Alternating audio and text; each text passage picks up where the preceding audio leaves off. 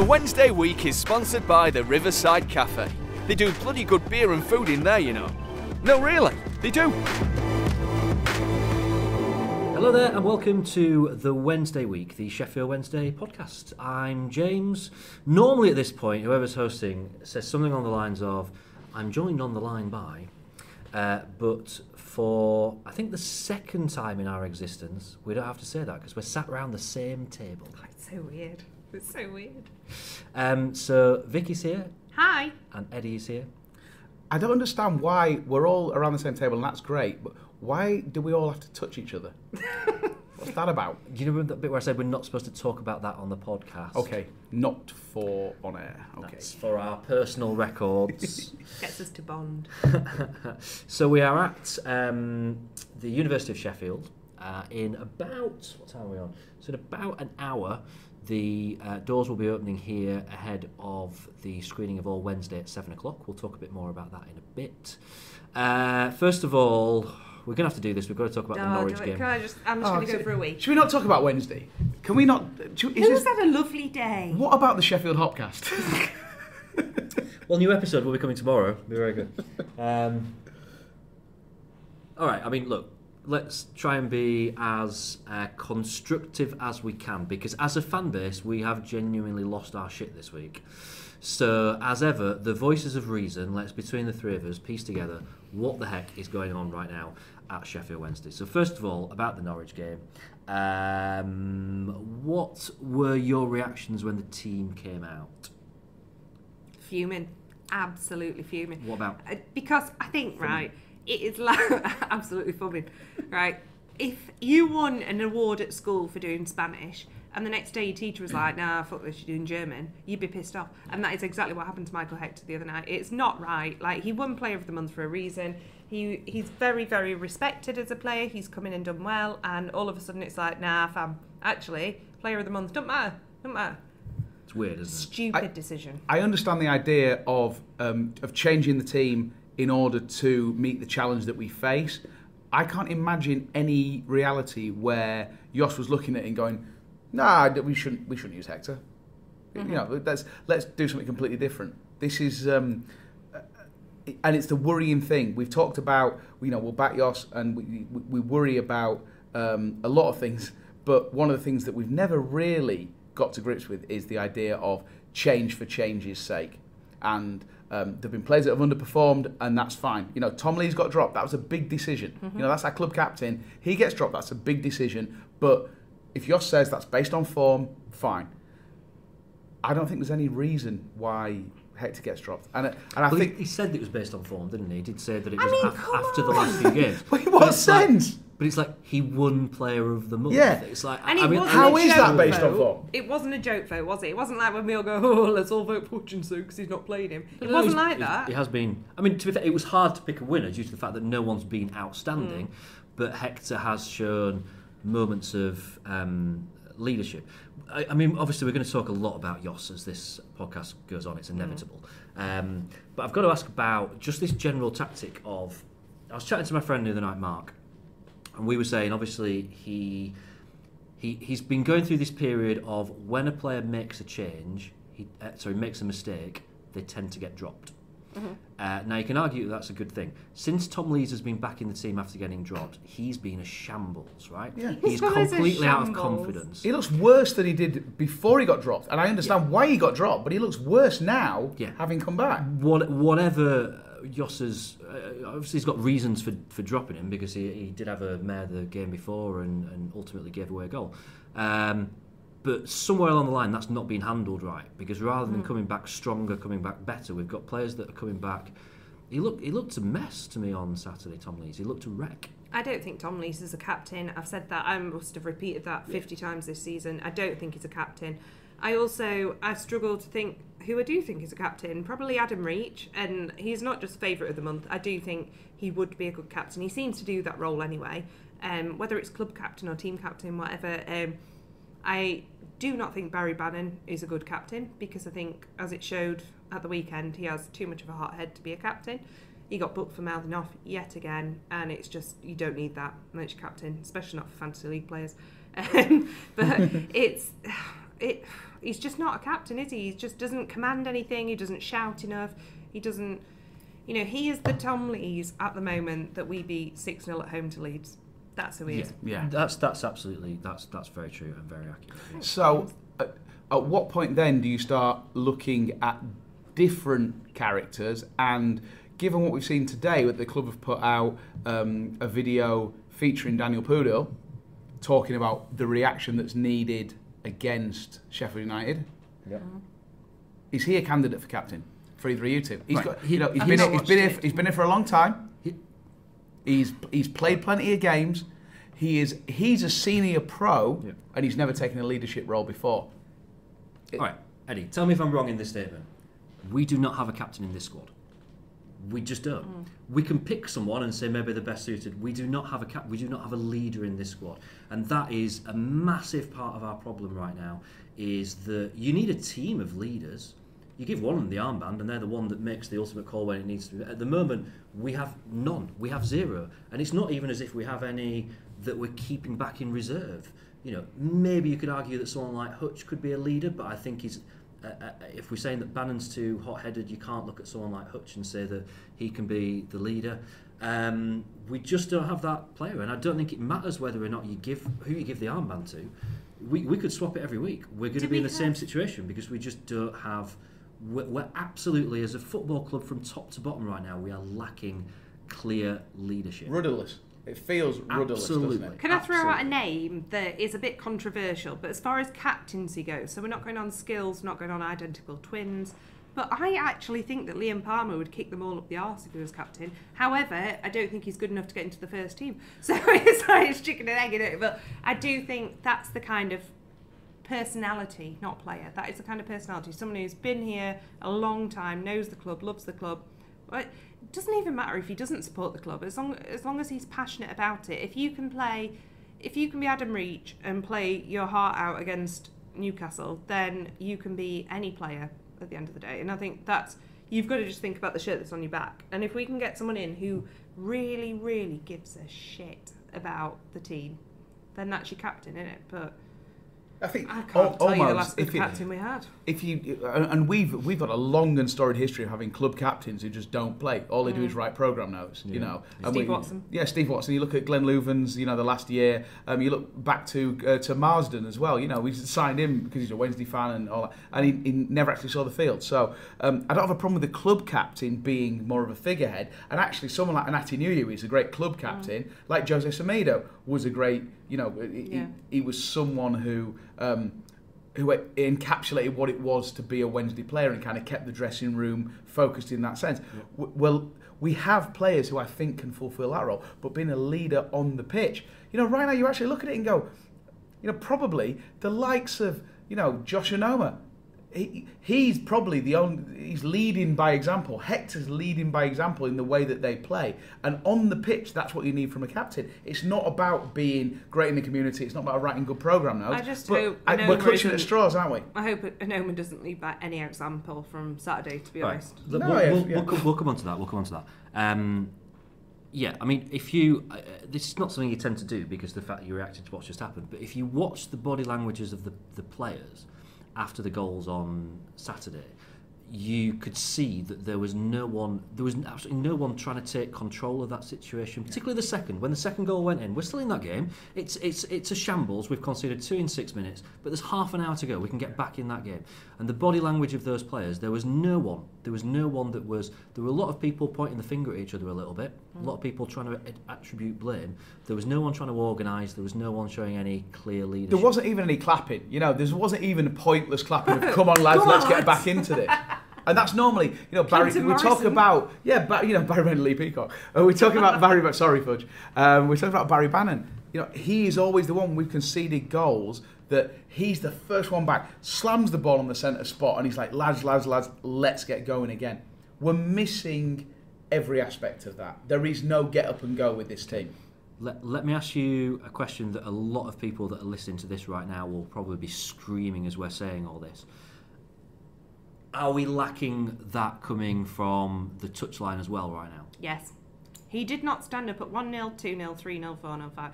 Did not stand up. Did not stand up once. He did. to shake Atanuhu's hand as he came off the pitch. Not good enough. I'm sorry. At 1-0 down, or was it? Yeah, we did go 1-0 down, didn't we? He should have stood up and he should have been screaming on. He should have been throwing his arms around. Instead, Bullen stood up like 3 times. And to be fair to Bullen, I think he's probably just had enough of it as well. He's probably regretting not going when he did. But there was no emotion whatsoever. And I think if my 66-year-old dad has stood up more times in 10 minutes than the manager who is on the sideline paid over £1 million a year to manage us, then there's a serious problem, because it was just infuriating. And if he can just sit there with one leg crossed and his arms folded, then there's a serious issue. And I used to get pissed off at Chris Turner when he stood there with his arms folded. At least he stood up. What has changed from Carlos's side? And let's be honest, a lot of the playing personnel are exactly the same, okay? Carlos's side was a team that couldn't get going in the first half and came strong in the second half. Whether they were home or away, kicking towards the Kop or not, right? Second half was what we did. This team is the polar opposite of that.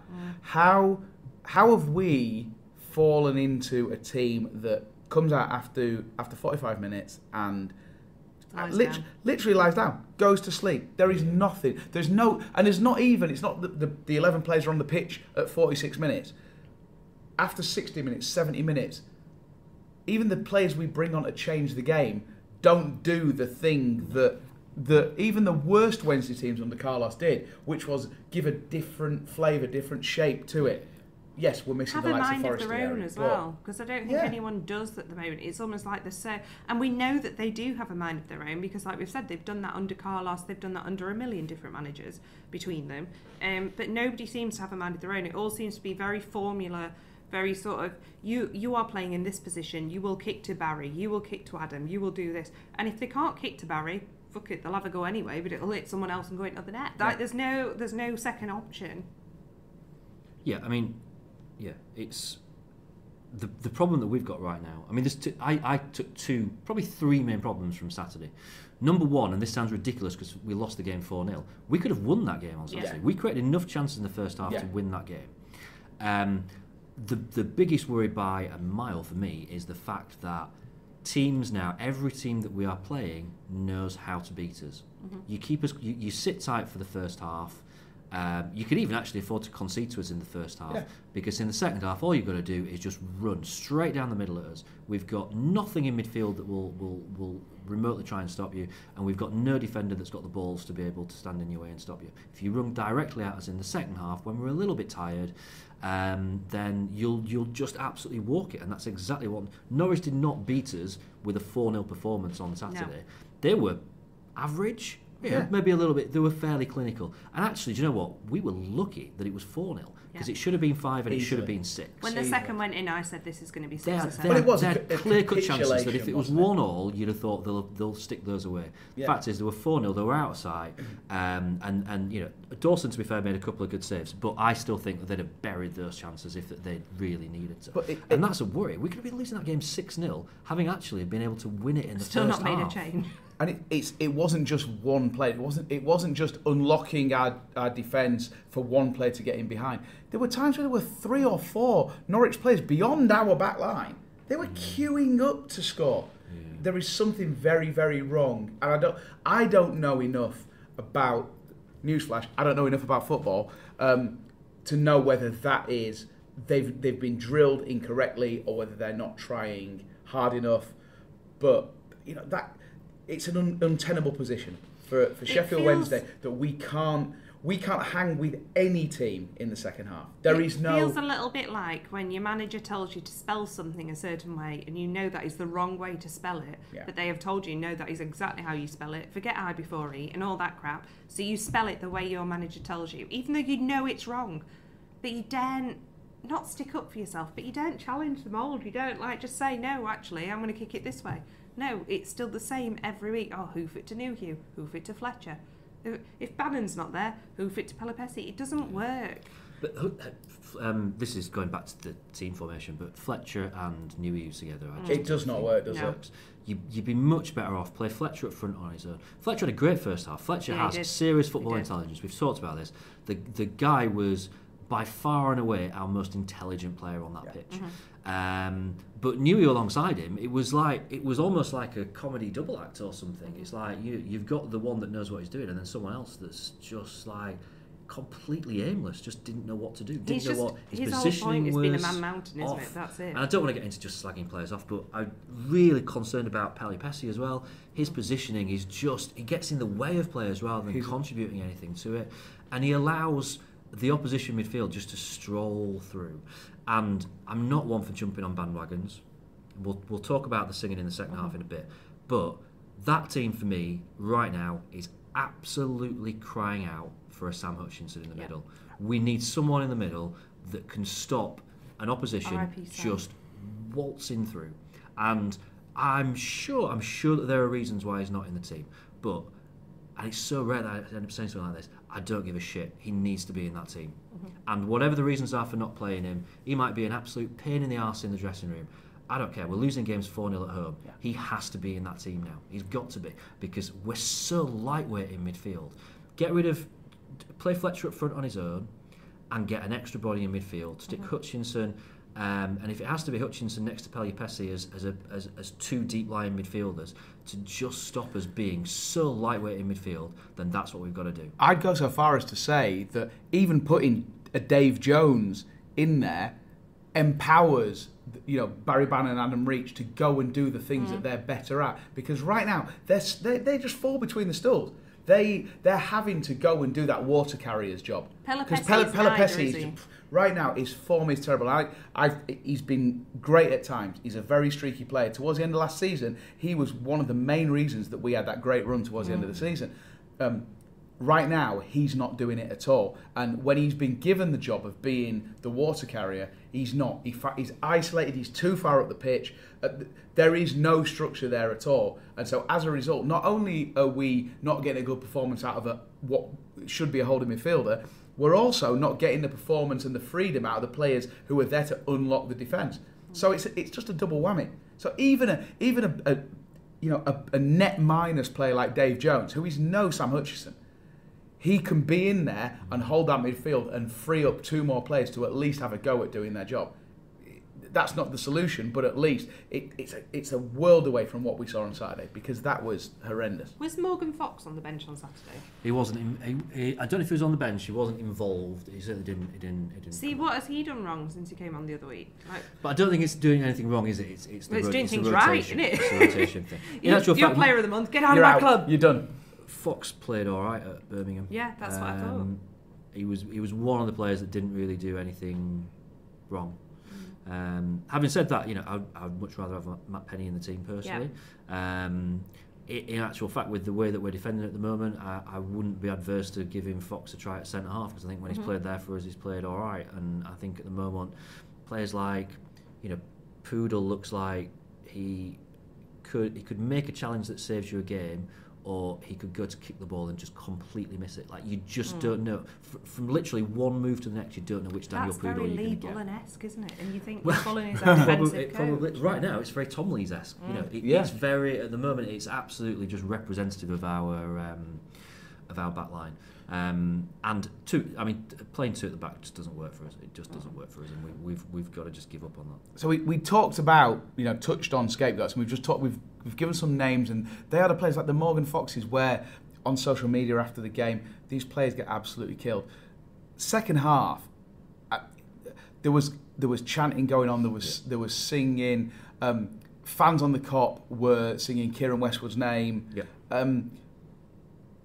Is it, at this point, given the performances the team have put in, is it unfair to single out players? And even if not, is it unfair to single out the players that have been singled out with those sort of chants? I think I agreed with the Sam Hutchinson one. Obviously, Chris Holt wrote a really good piece in the Star this week about this. Not to single you out, Chris Holt, but we love you. So I agreed with the Sam Hutchinson one because, like Chris said, it didn't single out anybody in that team. I've said this before. It was clearly a protest against the manager. Yes, it was a protest against and team the chairman selection and whoever else. Whatever we're doing right now is not only not working. We've got an ex-Chelsea player, and he's sat desperate to play. That was the whole point of that chant. The thing with the Westwood chant was that you were singling out a 20-odd-year-old lad who is stood between the sticks on his own, losing at home, He's a Wednesday fan. He's come through the academy. He is still young. Don't get me wrong. I think he was at fault for one of those goals where he just didn't move off his line. 100% he was at fault.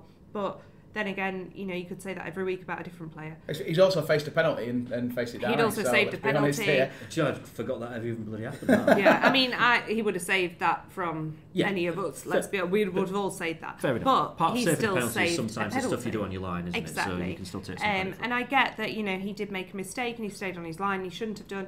But I think that in cheering on a midfielder / defender / sometimes striker's name, fine. In cheering on a goalkeeper's name, you are singling out one lad who is out there giving his all for the club that he loves. And I think any of us here, can see that is the reason there was a mistake made the next bit.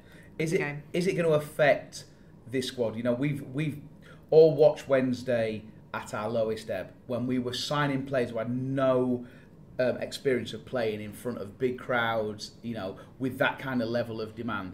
Right now, those players that we have in that squad should be better prepared to handle the kind of negativity that we all know kind of comes with the turf at Hillsborough and things like going our way. You would hope as a fan that you wouldn't get that negativity. Yeah, absolutely. Do we think that it's going to... Is that going to negatively impact not only Cameron Dawson, he's a young lad, but...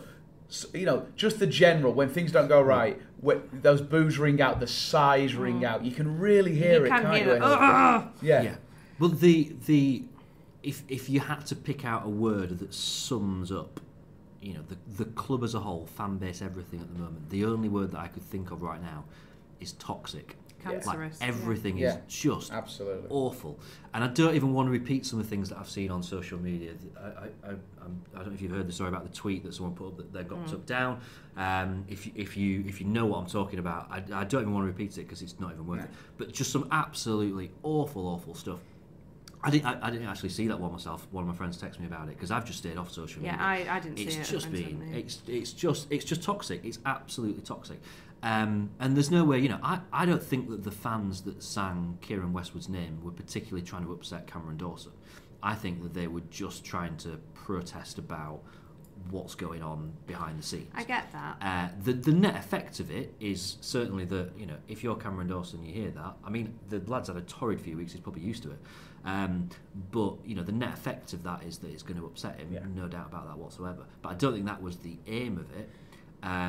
But then, it's just another example, isn't it, of just how awful things are right now. I just want to put a call out. And I'm not even ashamed to say this. I left on 70 odd minutes, and I never leave early. But my mate turned to me and went, "Should we just go and have a pint?" And I couldn't think of a reason to say no. We're not going to turn this game around. All that's going to happen is that Norwich is going to score more. I don't want to be here at full time. I don't want to be part of that reaction. I'm not going to boo them. I'll never boo my own team. So I would rather just not be there. And I even had to go and do a video for Sky outside. There was no one else there. We all left together, and you were like, the game was still going Sky. on. So that if anyone saw it on Saturday, that video on Sky, the match was still going on. That's. I look back and think, that's really, really bad. But I don't feel bad about it because of just how awful things are right now. I think the call out that I wanted to say to everybody that made that chant, not only against for Hutchinson, but also for Westwood, was that the majority of people in that stand will have had a son, a brother, a daughter, a sister, a dad, an uncle, whoever, who wanted to play for Wednesday or who got that chance or who came very, very close. And if you imagine you standing there as Cameron Dawson's dad or brother or mum or whoever in that stand and hearing them chant the name of the person who he has, let's be honest, worked fucking hard to beat, Ireland's number one and all that. He's beat him to be in the number one place at Sheffield Wednesday, whether people agree or not. He has done that in the eyes of the manager, in the eyes of the club. And to sit there and to call him out and to make him feel so shit is awful. And if I was him, I wouldn't want to play for us again. And I'm a Wednesday fan like he is, and I think that's awful. But I understand the frustrations, I get that, but I just think at some point we need to dial back and go, it's the same with everyone calling, the stuff that I've seen about Mr. Chansiri this week has been disgusting. Yeah. Absolutely disgusting. Well, let's touch on after the game as well, because I'm sure we've all seen the video. I've got a friend that sits in the south stand quite close to the director's box. Apparently there's a lot of stuff being said at him there. He tried to kind of argue back with people. He had to be kind of led away to keep him away from it all. After the game, how logical it was for him to go outside to have a cigarette when there were fans leaving, I don't know. That's kind of like a little bit daft, but it's his football club. He's perfectly entitled to go and smoke wherever he wants. And he's always done it. But yeah, the way that people were going, I mean, it's I understand people's frustration, but that's not the way to behave. How is that possibly going to make this situation any better?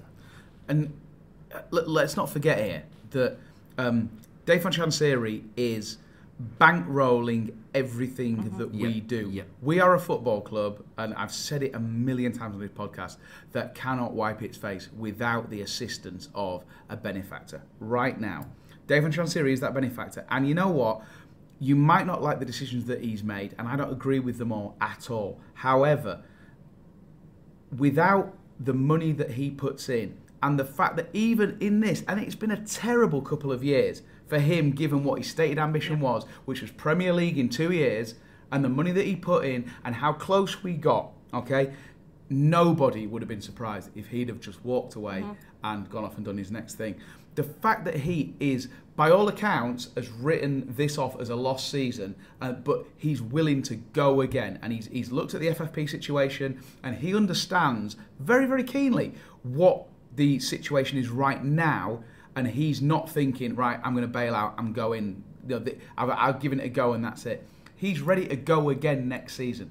He is one of the few parts of stability that we have in this club, and he's dedicated to it.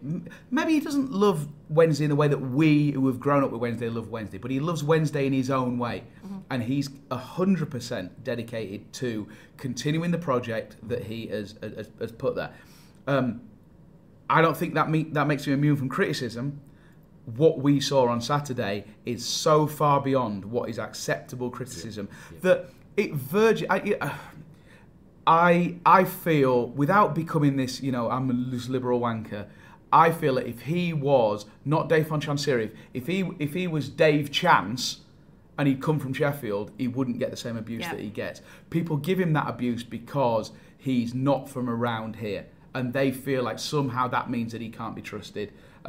He's proven, not only with his wallet, but with his continuing to be part of this club and continuing to drive it in the direction that he always said that he was going to try and drive it to, that he is as dedicated as any fan that is out there. And that's what it makes me really sad for him to have to suffer that kind of abuse from people who clearly don't understand the situation, but also they don't understand what it means for the future of this club to have somebody like him who is still bought in and dialed in completely to the dream that we all share.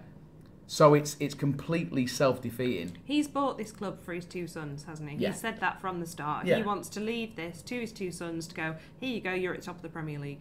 Have a good time with this club I've bought you. Like you would a Lego set. Yeah, exactly. And I think the stuff that I've seen tweeted on various forums, on Facebook, whatever, this week, of all weeks, to be slating the owner of a football club, notwithstanding a time billionaire, is just absolutely disgusting. And I think at some point you need to take a look and just understand that there is more to life than football, and some of the things that have been said about him are completely disgusting. Yeah, absolutely, and I think we'd all echo those comments.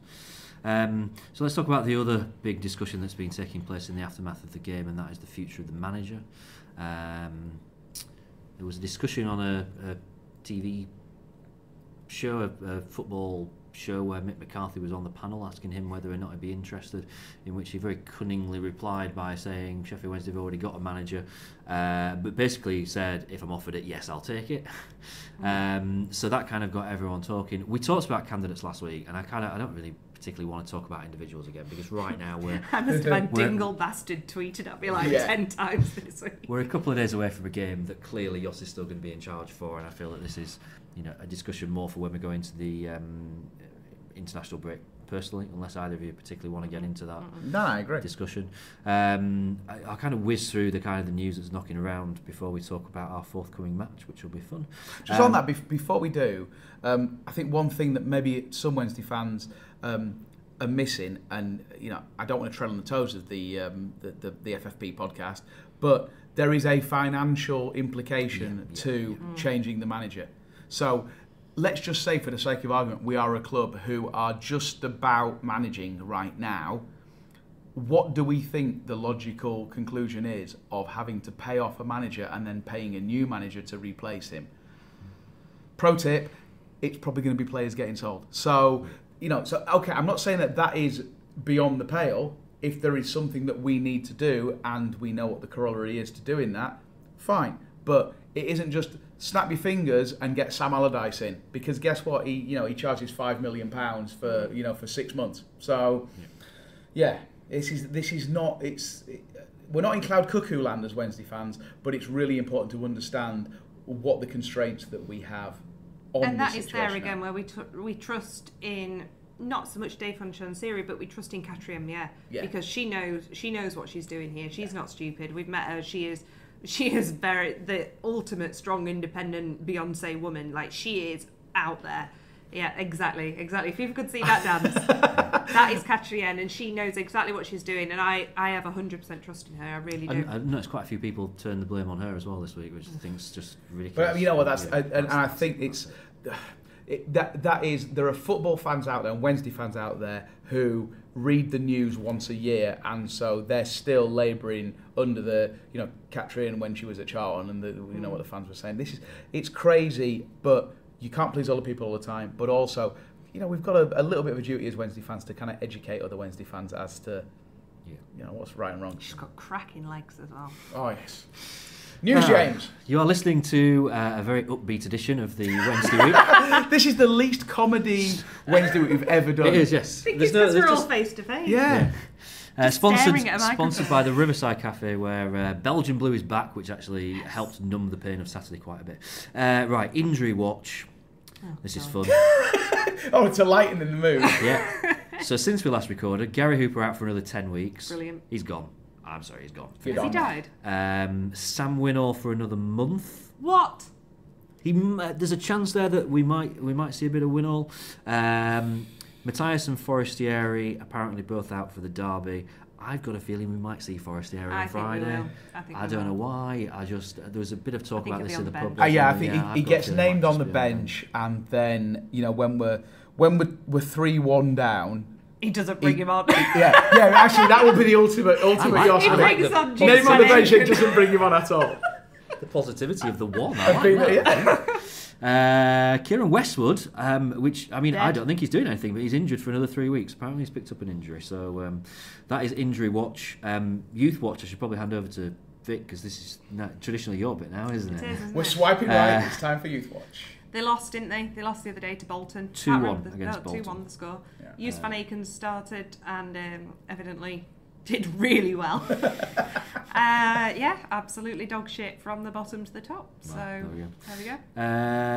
Only other thing that I wanted to mention was just a big up to Bands FC. I don't know if you've seen these guys on Twitter who released, I think everyone's seen this, but released the Pulp Disco 2000 kind of retro style Wednesday shirt. And raised over £30,000 for Sheffield Children's Hospital. That's not like a few quid. That's seriously good. That's like a nurse's salary for the year. That's absolutely fantastic. For a grassroots, this is not an established charity. This is not something that has been going on for ages. This is a kind of one-shot deal. Brilliant. And it's phenomenal. And they do a lot of very, very cool stuff. And even if it was just about having cool stuff in your wardrobe, you'd be all over it. Yeah. But this is and they do a lot of stuff that raises money for a lot of good charities, and I think those guys really deserve some respect. So big up to them. Right, I've got one other thing that's on my list. 2 words. One of them Sheffield. The other one is United. Anyway, it has been lovely to talk to you. You can find us on Twitter. I'm Victoria1867. Right, the 4 losses on the bounce, going up against a team that, unbelievably, for any Wednesday fan, if you'd have said 18 months ago, Sheffield United are going to come back up into this division and immediately become a powerhouse, fade away, because all teams do, but be better the season after, and it wasn't just a flash in the pan, there is no way that any Wednesday fan would believe you, and this is what makes it so annoying and heartbreaking for us that we could deal with the fact that we would drop off from our, glory days, if you want to call it that, under Carlos. It's swung back the other way. The pendulum has swung back a little bit the other way. It doesn't mean anything yet because they've not got promoted. It's all about, splitting derby wins. They've had their bouncing day massacre, which is a 4-2. It's not even a massacre. But right now, we're at our lowest ever. Even lower, I think, than when we approached the derby at Bramall Lane last season.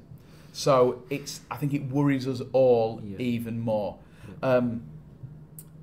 That said, I don't believe that Sheffield United are as good a team as their league position suggests. But even if they are, these derby games never ever go to the Form script. goes out at window, doesn't it? I know. It's so easy to say that, isn't it? No, but right. Do you know the worst thing that could have happened to, I think, on obviously us losing 4-0 at home on Saturday was bad. The worst thing that could have happened is Sheffield United losing on Saturday. Chris Wilder had the players back in on Sunday, gave them an absolute rollicking, and he's been getting them wound up all week. So they go into this thinking they need to win it to escape relegation.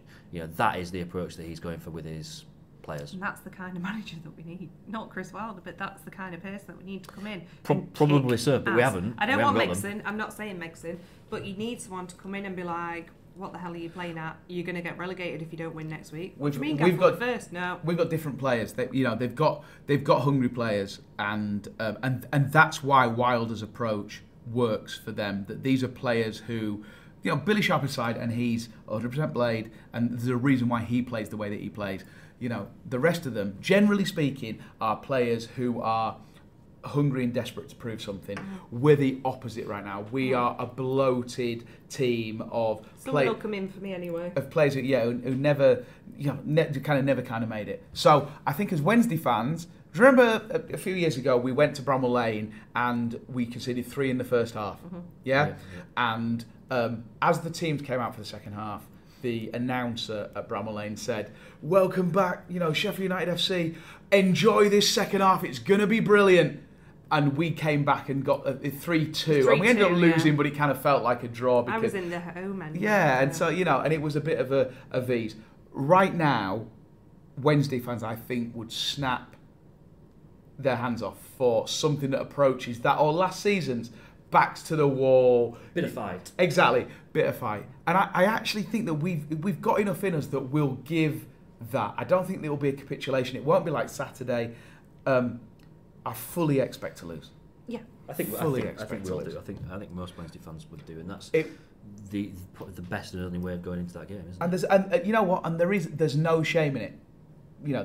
It's a derby, but there's no shame in getting beaten by a better team. And right now, clearly, Sheffield United are a better team. And they were, the 4-2 game, they were the better team. They were, absolutely. We said that, we walked away from it, and the amount of people that text me or whatever and said, "Oh, look at the score," I went, "Yeah, I know." So let's just not get humiliated. And it's a horrible situation to be in where that is what we're saying as fans. Just protect us when we go into work just on Monday. Play like it's any other game. Exactly. When we go in, we've played like any other game. The last 4 games and we've lost them all. We're gonna lose. So let's turn it into, if it has to be a war of attrition, it's a war of attrition. Just protect us fans so we can go into work on Monday with our heads held high and say, you thought it was going to be the Boxing Day massacre. So like Chris Holt obviously is a listener of the podcast. You remember when was it Wayne Rooney or Michael Owen or whoever broke his foot, and they put a picture of his foot on the front of the paper, and he had to touch it. Can we do that with Stephen Fletcher's head? Just put it on the front of the Star. Yeah. On one edition, Billy Sharp's arse on the other one edition. Or the new one with the extra hair? The one with the extra hair. I think would be great. I think that gives it the extra bounce. Yeah, fair enough. Right, so we are going to head downstairs here at the Students' Union. We're going to go down to the cinema for the showing of All Wednesday.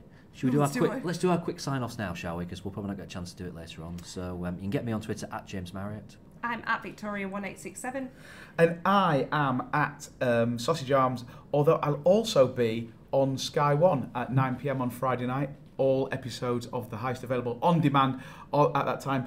We don't talk about it on the podcast because we're all about Wednesday. But my wife was involved in a heist of a large amount of money, you might even see some Wednesday-related stuff if you tune in onto Sky One. So at Sausage Arms, and then the White Horse Bandits at WHB The Heist on Twitter, and come and talk to us about that. We're all Wednesday, and we're doing it for the Wednesday family. But meanwhile, let's go downstairs and enjoy. Yes! We'll speak to you downstairs. Bye. Right, hello and welcome to this, the final ever public showing of All Wednesday. We're going to do the proper introductions in a minute. First of all, the boring stuff. If the fire alarm goes off tonight, there isn't a drill that is scheduled to take place, so please leave via the exits. There's one just to the left of us, which Victoria is nicely pointing out now, and then back through the ways you came in. Right, that's done. You know what, I'm really pleased that this screening has fallen as it has, because it's not like we need anything to cheer us up at the moment or anything, is it? We're all happy. Is there a game at the weekend? I can't remember. Right, good evening. Welcome to the University of Sheffield. It's a real pleasure for us to be here. Vic is here as well. Good evening. And Eddie. Hello. The real star of the show tonight, though, is Matt Exton, just to my left. Matt. Hello. So, Matt, you are the officially the director of this film, but you pretty much this is your baby, isn't it? Yeah, I mean, it's something I've been working on now since just before the playoffs against Huddersfield. So just well over a year now, nearly 18 months, I think. So yeah, I can't wait to finish it. To be honest, it's doing my head in. It actually came after the playoff final against Hull, and obviously it took a while to get over that. But then, seeing sort of a lot of the posts and stuff on Facebook and social media groups, and just still reveling in it that week after. It was amazing to see the amount of fans just sharing photos, videos, stories, all about their experiences of that day. It was just, even though we'd lost, it was weird. It was bittersweet, it was annoying, but just seeing that amount of stories, and it just got me thinking about sort of having everybody, the fan base we've got. You don't you don't know most of the fan base, but you all sort of want the same thing.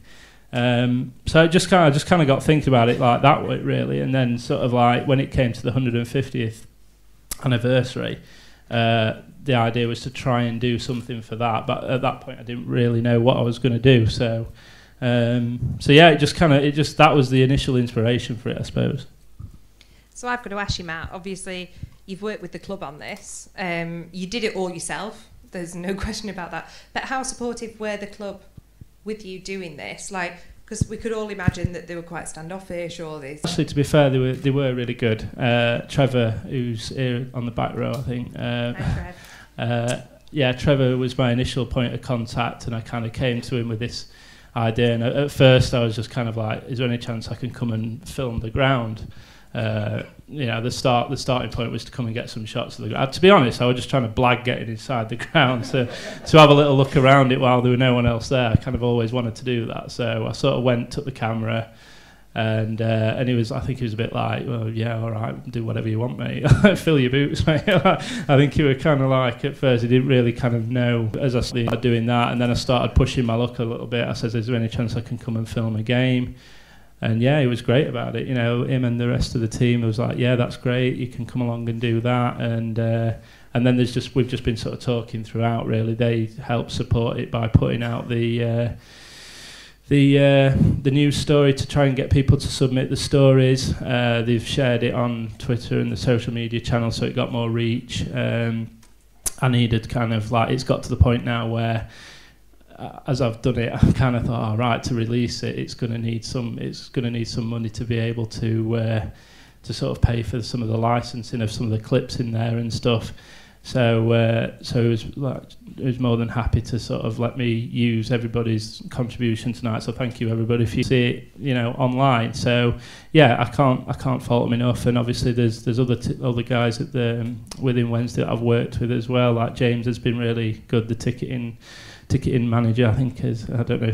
Sorry if that's not the title, but he's like, yeah, he's been great. Yeah, everyone there has been really supportive, to be honest.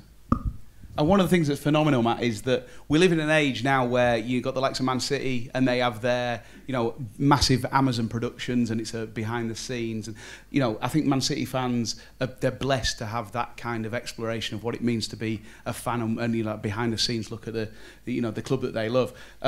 For us to have that as Wednesday, obviously we're massive, but for us to have that is absolutely incredible. And, that's the thing that's most powerful for me, that there's a Wednesday fan out here who not only has the vision but has the means to actually make something like that happen, which is a lasting monument to what it is for all of us. Right now we're talking about a time where it's not great to be a Wednesday fan right now, is it? The last 3 or 4 weeks.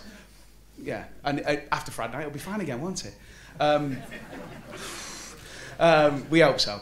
But this is about what it means to be a Wednesday fan. The reason why we're all here in this theatre tonight, the reason why we're in that theatre the thing that you've the moment in that film that kind of resonated with you. What's your favourite bit of it that probably speaks most to what we all feel to be a Wednesday fan? God, that's a long question, isn't it? He does that. It was a rant first. It was good. Could you do the team talk on Friday? That was good. I like that. Yeah, I mean, to be honest with you, it's difficult to pick a moment out of it. At the very start, I think the idea was to not so much. Obviously, you mentioned Man City, and Man City have got, like you say, the big Amazon crew around them. But they obviously solely focus on the players, getting the pep talk, literally the pep talk. And yeah, it's all about the team, it's all about the players, it's all about them, which is great, big leaders of success or whatever. But, I think that personally, I think that there's more that goes on than just the glitz of a club, and don't we know it? And I think the real drive behind a football team is the fans to me, and not very often you see the kind of limelight shone on the actual fans who are the ones behind the club.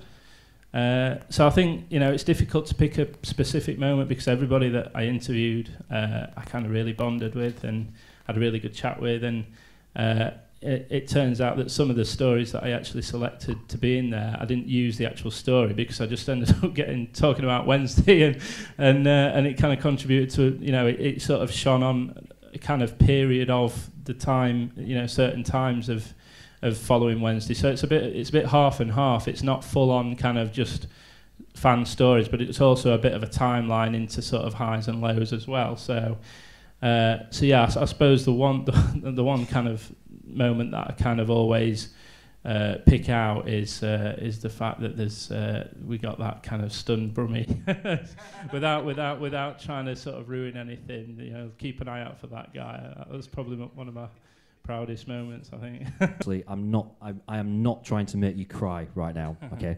Vic and I were lucky enough to be at the first showing of this at the Showroom Theatre, and on stage before the film, very similar to this, you were talking about it, and you were genuinely in tears, because there's parts of this film that are seriously emotional, aren't there?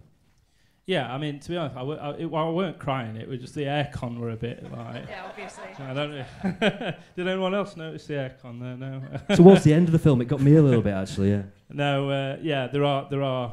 That's right, there are some kind of emotional points in there, and I don't want to allude to them too much. I think some people might have an idea. If you've seen the trailer, there's a couple of points in a bit of a moment when I was editing that part, and it was kind of like I was kind of in the room on my own, and I just kind of bursted into tears kind of as I was doing it, and that's kind of never happened before. So that sort of showed to me kind of how important this was, and sort of, yeah, it means a lot, not just to me, but hopefully to those guys in the film, and to everybody who kind of feels a connection with those particular parts as well, because obviously, as fans, we've all kind of we've all lost someone at some point, and yeah, so like I said, I don't want to allude to it too much, but it should hit home to a lot of people on that front, I think. Okay, the film is about an hour and a quarter, Is that about right? Yeah. I know normal kind of cinema etiquette when a film ends is that you all rush out during the credits at the end. Please don't. Please stay. Firstly, because I know Matt would want you to see on screen the people that have helped him along the way to make this reality. But when the credits finish, we are going to come back. We are going to do another quick Q&A with Matt where we'll give you guys the chance to ask any questions that you want to ask. So we'll come out into the audience. If there's anything that you want to ask off the back of the film, that'll be around quarter of an hour or so. And then we will retire to the interval bar for drinks. Right, ladies and gentlemen, boys and girls, it's our absolute pleasure to introduce for you All Wednesday.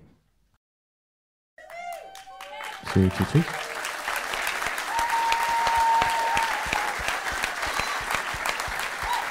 God, stay stood up, Matt. Ladies and gentlemen, Matt Exton.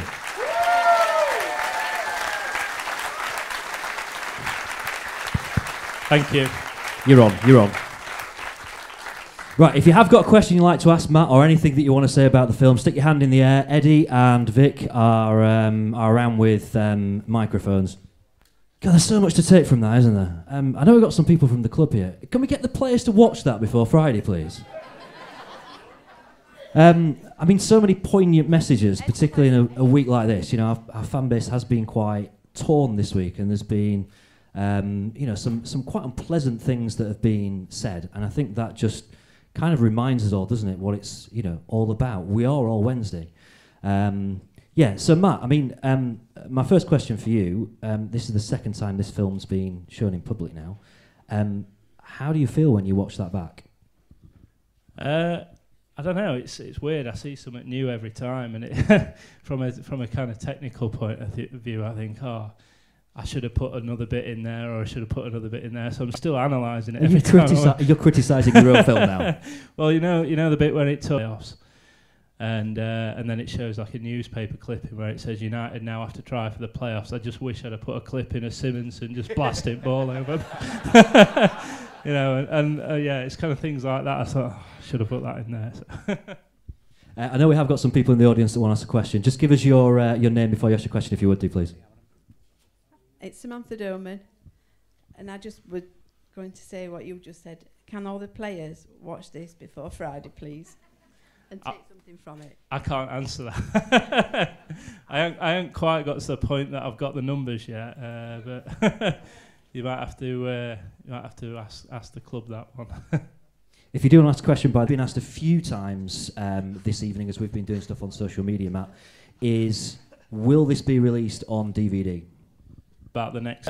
hopefully. I've got to try and push it that way, and there is a bit of a plan in place, but all the kind of kinks haven't been quite worked out yet with in terms to make sure that I don't end up with a massive lawsuit from whoever with all the music and the clips in there. So I need to kind of cover that basis first. But once we've got there, then hopefully that is the aim. The aim would be to try and get it out before Christmas. But if not, at the very least, I will be putting it on no cost, basically so that everybody can watch it, and you know, fans who are in different parts of the country or you know, across overseas or whatever can watch it. So at the very least, that is going to happen. Like I say, it's hopefully for a DVD, but still a bit unsure on that one. Okay, Vic, I think you've got someone to ask a question. Here, yeah, my name's Stuart, and the question is for Matt. What would you say was your best part of making the film, and what made you more emotional of doing that part? I think one of my favourite parts was the 2012 section.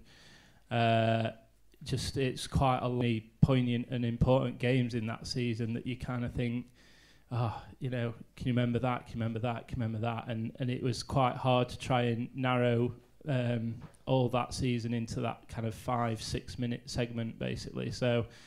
But when I finished it, you know, I, after each section, I kind of watch it through over and over again to make sure it kind of flows right. And when I'd done that one, I kind of knew that that was like one of the best, you know, feelings within it, and especially where it kind of linked into the fans on the pitch singing "Art Now Here," and then it kind of went into the the Boxing Day period. I think the only other part was quite smug at the camera after, and that one clip alone is going to cost about 800 quid to use, but it's worth every penny.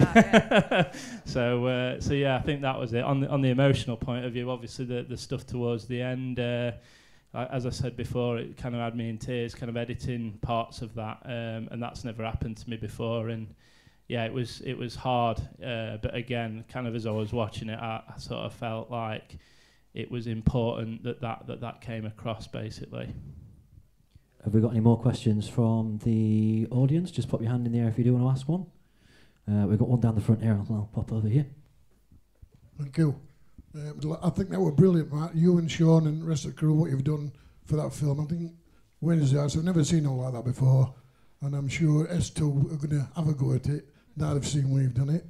But that was absolutely brilliant. My grandkids and that, when they grow up, whether they'll laugh at me being on there, I don't know, but it's very strange watching yourself on there.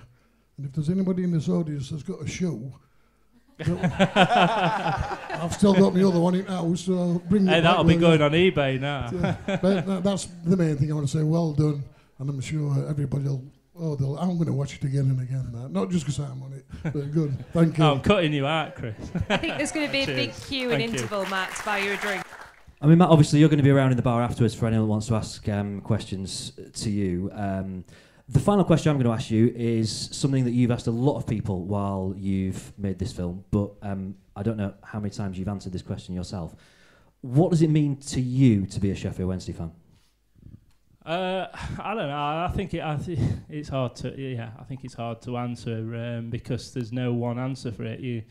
I think my dad summed it up pretty well towards the end. That 1 minute you're on phone to him, it's like, I cannot believe what's just out of you. See, and you're whinging about it, and you kind of like it's kind of a way that a lot of people are feeling at the minute. So it's kind of like that. No matter how bad we are at periods, how inconsistent we are, how we always kind of do it the Wednesday way. We never kind of do it, easy. We're always kind of like you think we're on top, and then all of a sudden we'll lose 5-1 to Exeter.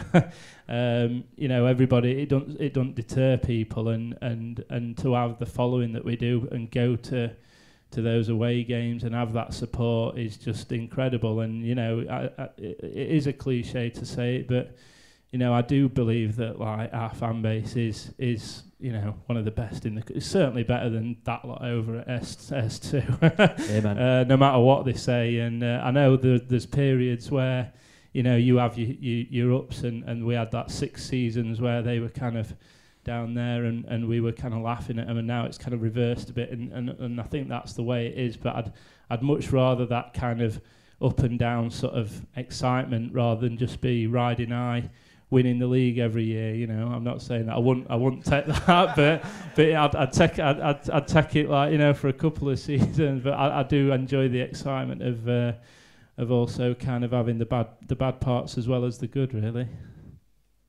Yeah, I agree with that. Yeah. Am I on? Yeah. What are you drinking in interval after this film? Because I'm pretty sure everyone in here owes you a pint tonight. Is Malcolm here? Have you got work in the morning? I have actually got Malcolm, so I can't. I'll probably be on water and part of it. Just goes a couple behind. No, with on that, my boss is here tonight, and I do want to say thanks to Malcolm and the rest of our team, kind of at uni, because without their kind of help and support, I mean, I've definitely not dossed any work off doing any of this. Obviously. I promise, Malk. But the support I've had from doing a full-time job as well as doing this on the sort of side has been amazing. So yeah, that is a big thanks to you. Cheers, Mark, for that. I know we've all seen people on social media in the last week saying that it's kind of nonsense. That is, we've been in much worse situations than we are now. And as the song says, we will fight forevermore. I know, Vic, you've got a question up there before we I've got head a off. seat as well. Hi. Hello, I'm Danny. I understand that the last showing, Tom Lees was there. I understand on behalf of the players. Did you get any feedback from Tom Lees about the film, and do you know if he took it back, and if any of the players or the staff, the coaches saw the film, and what sort of feedback have you had? I'm not. Yeah, I mean, I did have some good feedback from Tom. He pulled me to one side after, and he said that he really enjoyed it, and it was, it kind of had him realise. He didn't say it directly to me, but I'm led to believe he'd told people from the club that he wanted, players to see it purely as a kind of thing so they know kind of what it means. But no, I mean, he wrote in his programme notes about it, and I know that he personally writes those as well. I've had, so I've heard from people at the club, and yeah, he came across to me as a genuine bloke. It's hard to kind of put yourself in a player's position. I'm not showing any sympathy whatsoever in terms of what they get for what they do. But I think sometimes you have to kind of like sort of remember sort of like what it could be like having kind of 30-odd thousand sort of like calling fear, and but to be fair, he was quite genuine and graceful, I'd say, towards his comments. Brill. I know we should give a little mention as well to Sean, who's been your right-hand man through this this project, so well done to Sean. But let's hear it for Matt Exton and All Wednesday. Thank you.